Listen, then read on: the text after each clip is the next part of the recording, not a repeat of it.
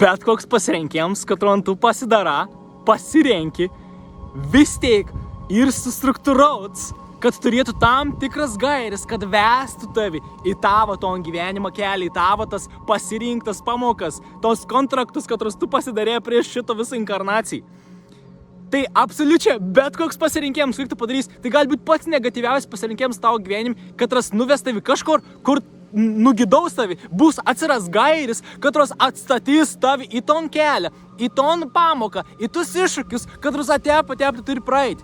Tai atsipalaidauk, pasitikėk nežinomybę, pasitikėk visą tą, pasitikėk savo sielos vedimu, pasitikėk savo aukštesniuoju aš.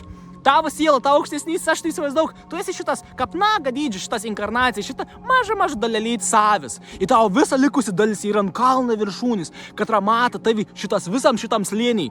Ir mato tavi, tas keliuks ir tenas, kur tu gali nueiti, ir tu turėsi labai daug finansinės gausos. O ten gali nueiti, tu turėsi beprotišką stiprį ryšį ir meilį. O ten nueisi, krėsi duobį, sėdėsi kalėjimui. O tenas kažkas įvyksanas, kur susilaužysi kuojais.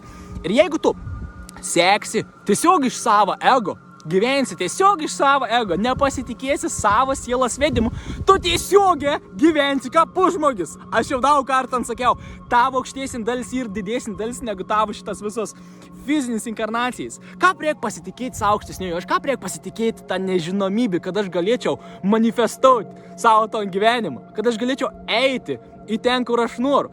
Tavo aukštesnysis aš, ansa ir kaip minėjau, ant kalno viršūnis, ir kam ir esmė, kad ants tau atsiunt gairis. O kaip tas gairis kaip anas yra atsiuntamas? Labai paprasta, tai yra vienintelis geriausias būdas, kaip tai yra atsiųsti šitą fizinį realybę ir per emocijas, per jausmą.